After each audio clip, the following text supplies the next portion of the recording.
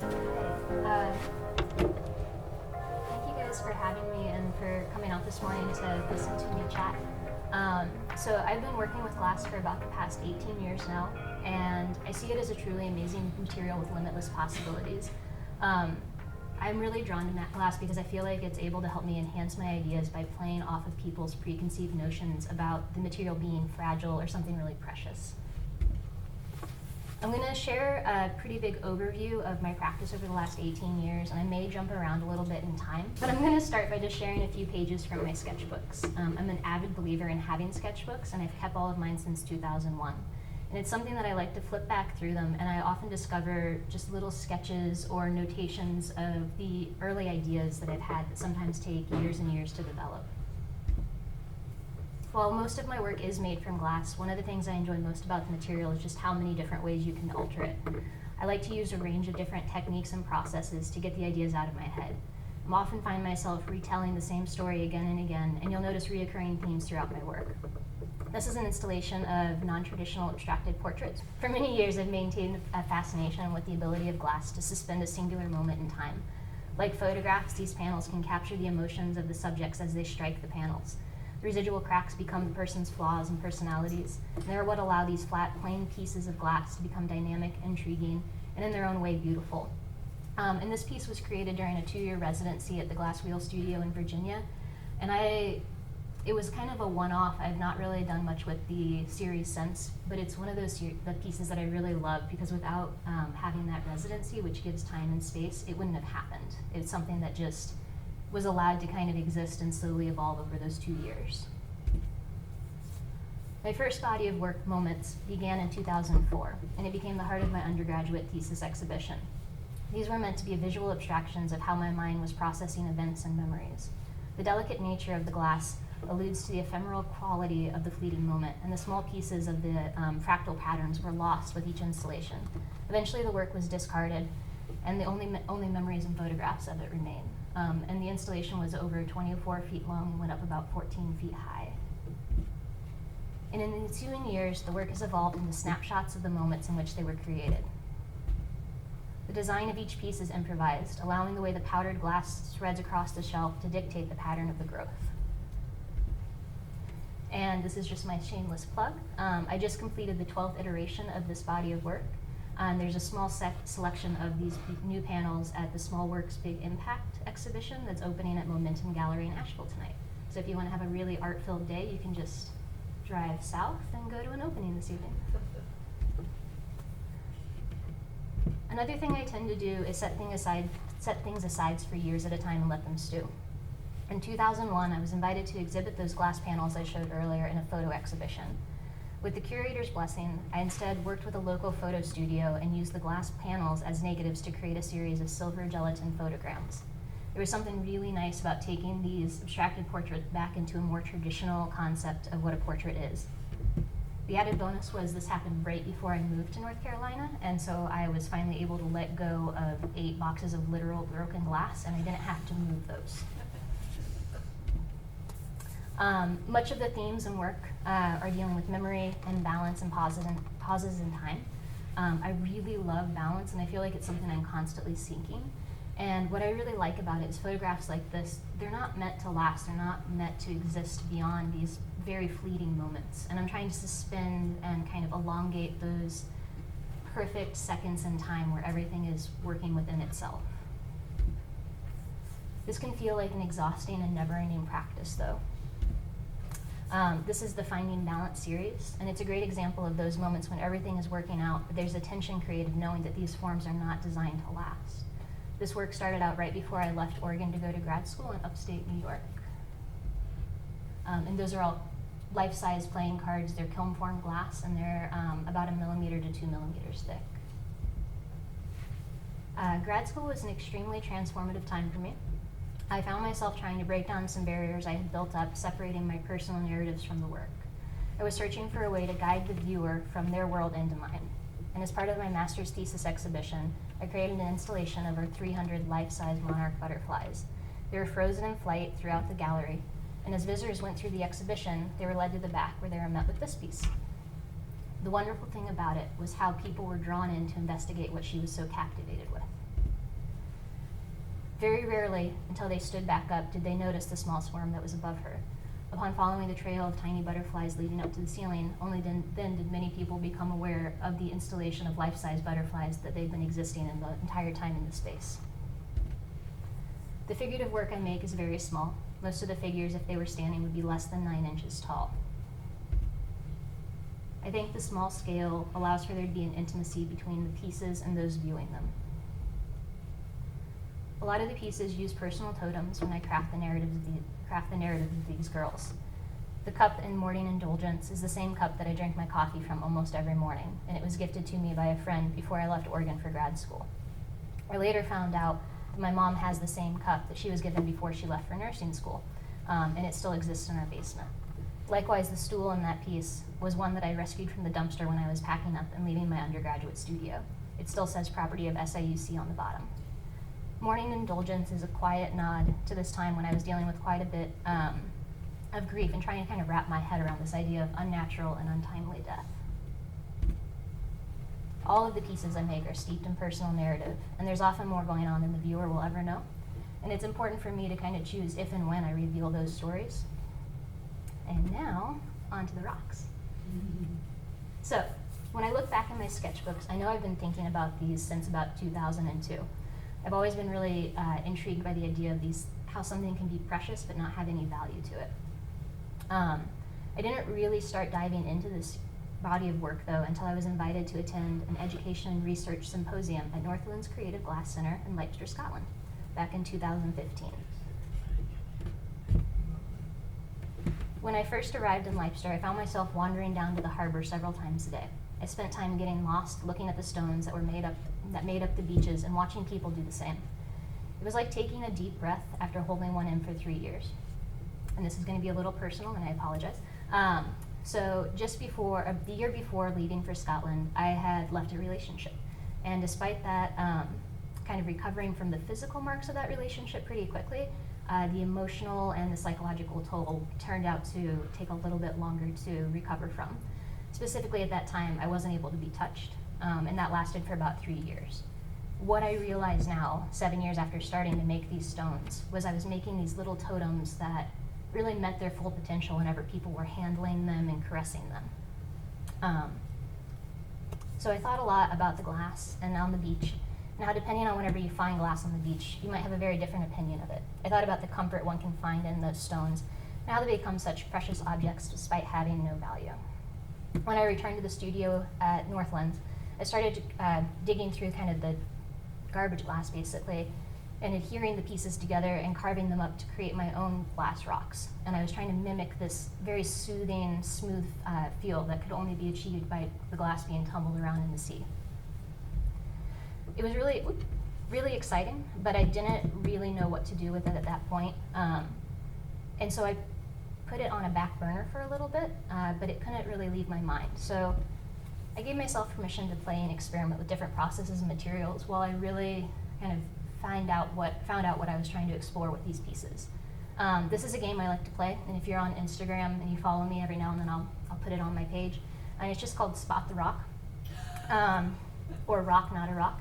And the goal is to spot the real rock amongst the glass ones. So only one of those little pebbles up there is a real rock. The rest of them are glass replicas. I'm really good at making fake rocks.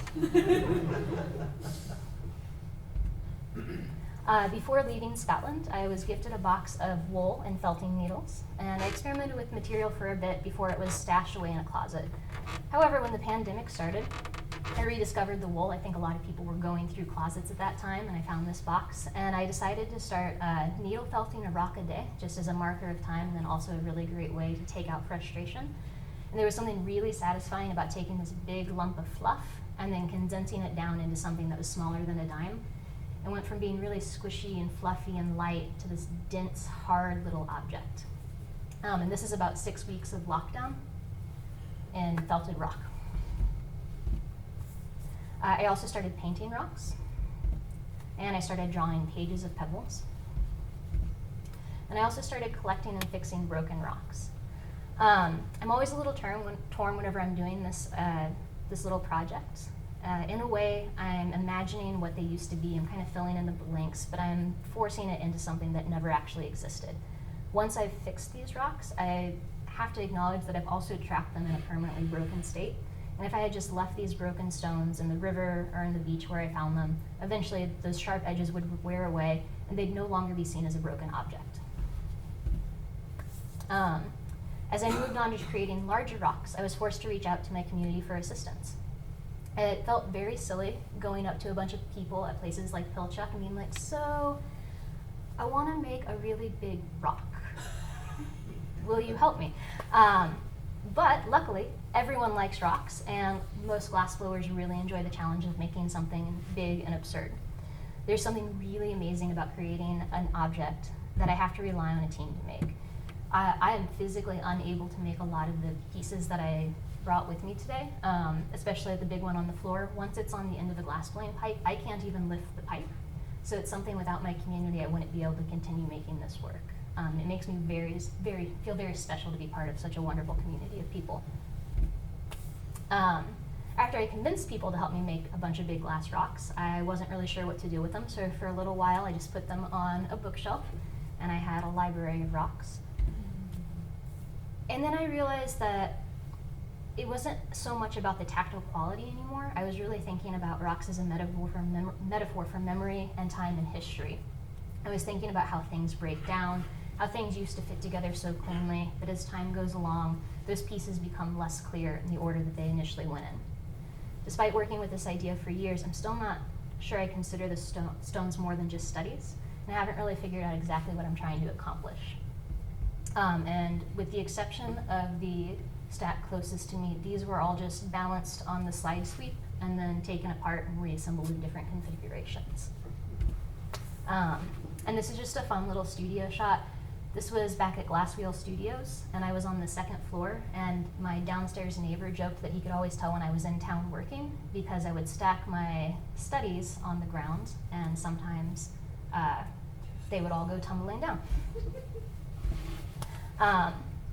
So I do make sure that every form that I'm making is something that does exist in real life. So I spend time balancing and creating these compositions. When I find one that I like, I'll document it, take it apart, and then reassemble it with adhesive between the stones.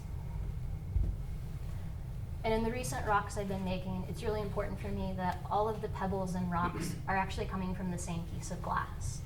So if you're familiar with glassblowing processes, what I'm doing is I'm making one large bubble with the color patterns that I like, and then I'm dividing that into smaller chunks to create the 3 stones that you see there. And then in addition to that, I'm saving all of what would be normally my trash glass, and I am taking that to my torch and flame working all the pebbles that are used to kind of enhance the form and the shape. I really like this not only from a sustainability standpoint, but I also like that just, I'm using every little tiny piece that's normally discarded. And then from a conceptual view, I also like that everything you see at one point was a whole piece that fit together seamlessly. And the last thing I'm going to share is just kind of a weird little side project. So last fall I started a residency at Penland, and what's really neat about that is while the other resident studios and the barns are not media specific, the Glass Studio, which is the little white building at the end of the lane, has always housed a glass artist. So that means that there's a couple decades worth of artists that have left little bits of their practice behind. I've started collecting these bits of detritus, cleaning them up, and then remaking those little bits into marbles. Like with those broken rocks, I'm taking something that was broken and in my way I'm fixing it. I'm helping the glass reclaim its potential it lost by breaking or being part of the discarded piece, and I'm making it into a form that the glass wants to be whenever it's molten. So that's all I've got for now. And at this point, I'd just like to, if there's any questions, or if you're always just wanting to touch the things that you don't feel like you're welcome to touch, I have all kinds of wonderful little things up here that I brought with me. Yes? Just right there at the end, I was so fascinated when I was visiting you talking about the marble and that being a natural form. Can you talk just a little bit more about the shape the glass wants to be in? So I have a tendency to get very emotional about objects, and I also love process a lot. And one of the first things I was told way back in undergrad is that if you want the glass to be happy, you want to let it get round. So as soon as you heat glass up to a point where it it starts to be able to move, it's trying to pull itself into a little sphere. It's got surface tension. It's kind of like a little droplet of water. So theoretically, if you could keep a molten blob of glass suspended in zero gravity, it would become a perfect little sphere. So when I'm picking up these little tiny pieces, and some of them are like literal chips of glass that I've dug out of the dirt, I'm heating them up, and I'm just trying to let them be happy. I'm like putting them back into this form that the glass really wants to be, and so I'm taking this thing that was thrown away, discarded, forgotten about, literally buried in the dirt, and kind of giving it a second purpose and a new potential. I don't think I'm going to be able to sleep tonight unless you can go back to the slide and point out which of those was actually. It's going to haunt me. Does anyone want to take a guess? Top right? No. Second. Bottom left. Second from the right on the bottom? Oh. This is the glass rock. Or this is the rock. All Rock. the other ones are rock. Yeah. I hope you have a very restful night of sleep.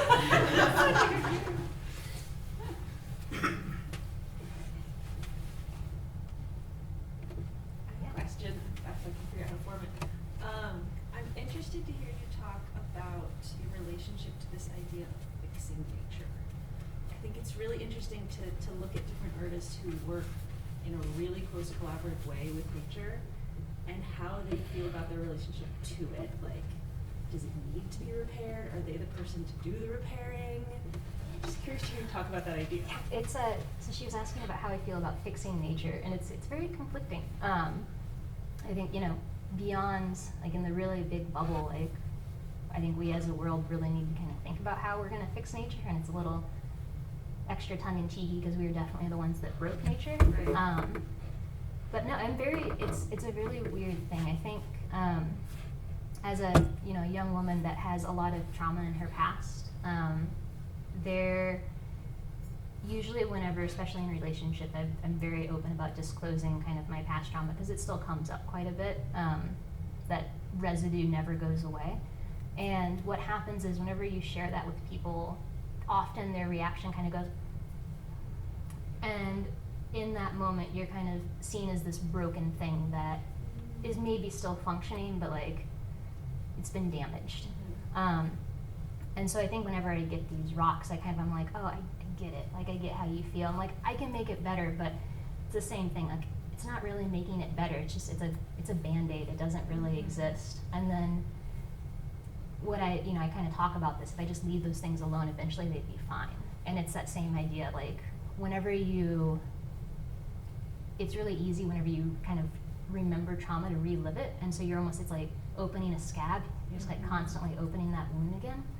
So if you just let time kind of do its thing, if you live your life, if you move past it, I really think that like eventually you'll be different. You're not going to be the same thing you were before, but you won't be recognized as this like broken object anymore. All that damage will be gone.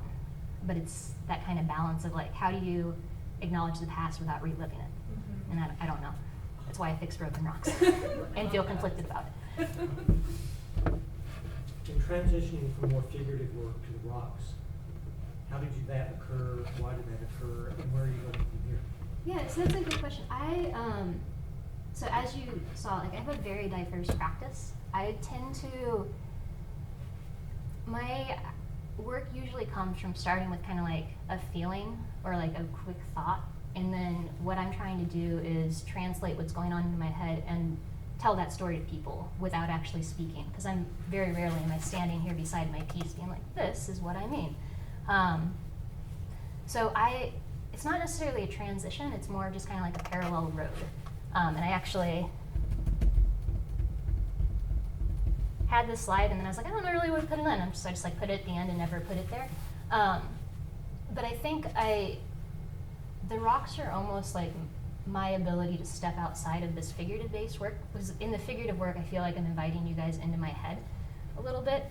Whenever I think, when I remember things, when I dream, whenever I'm kind of re-experience things, I'm always seeing it from a like third-party perspective. So I'm just kind of like watching this weird little play happen in my brain. And so I think this is just literally creating these scenes that I've come up with in the back of my mind, and you're like, welcome to my world. And I think with the rocks, I'm removing that figure and I'm kind of placing myself in that world. So I'm kind of bringing things back up to my scale. And then instead of having this little glass person there experiencing things, I put the viewer in the place of that figure, or I put myself in the place of that figure. I don't know if that made sense.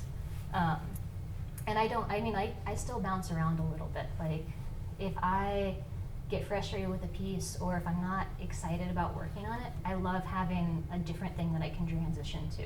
And I'm one of those artists that I feel really silly saying, it's like, oh, I just kind of follow the flow, and like my practice is very diverse. And part of it's probably because I have undiagnosed ADHD out the wazoo, but like there's also just something really nice about, if I get that exciting idea, it won't go out of my head until I sit down and I focus on it for a little while. And then I also let things sit for a while. So like I literally will have these rocks kind of sitting in the corner while I'm working on other things, and I'll look at them, and then suddenly I'll be like, oh, and I'll set it down and I'll go hang out with the rocks for a little bit and maybe make a stack, or maybe just kind of look at the patterns and think about what I want to do next. This gives us back an entry point back into the rocks. Yeah. For those of people that are a little less comfortable with abstraction. Yeah, and this is like, I made this piece, and when I made this piece, I hadn't done anything with the rocks for a while, and I think this was me wanting to get back into it, but not really sure how to dive back into that body of work that I hadn't really. So even though I started making those rocks in 2015, anytime I've worked on them, it'd be in little bursts. So it might be like when I was at Pilchuck Glass School for a couple weeks, I'd have a chance to make a couple of rocks, and then maybe there'd be an opportunity to show a stack, so I'd like quickly make some things, but it was always like little bursts of a few days at a time over many years. So I don't feel like I've ever had a chance to really like fully dive in, and that's something that I'm hoping to be able to do in the coming years, which I'm really excited about. Are the figurative pieces sculpted and cast, or how do you make them? Yeah, so the figurative pieces are a process known as lost wax casting. For those of you that aren't familiar, basically I make the model of the figure out of microcrystalline sculpture wax. So I'm making it with my own two hands and various tools and heat, and then make a rigid plaster silicone mold of that wax object. And then I melt the wax out, and then I put that mold into my kiln with cold glass on the top of it, heat it up, and then in theory the glass melts into that mold. What I really like about that process is somebody that is always thinking about the past and memory and moving forward and letting go of things. You have to destroy the last step before you can move forward in the process. So if I want to finish a piece, I have to destroy that wax that I've spent hundreds of hours perfecting. If I want to see if that casting works, I have to destroy the mold to get the glass piece out. So there's not really like, oh, I'm just going to go back and redo it. It's a kind of all or nothing, and if you mess up, you're back at square one. And then they are painted with dioxides and patinas afterwards. They often have a metal coating placed on the clothing that allows me to use traditional patinas on them. And then a lot of them will have different elements. So in this case, the rocks were all flame worked or tumbled in a tumbler, because I save all the little chips from whenever I'm making them. And then that was stacked cold afterwards. So she was kind of modeled to be able to look like she was placing that very perfectly. Is there a tiny gap underneath that rock that's in your hand, like underneath it? Barely. Yeah. It's like she is just about to place it. And the rock in her hand was cast in hand, and then I just painted it so it looked like a rock. I'm a big fan of glue and paint. Yeah. Sometimes people think, oh, it's a dirty word in the glass stuff, but it's like, nah, it's great. Yeah, thank you so much for your time. I really appreciate it.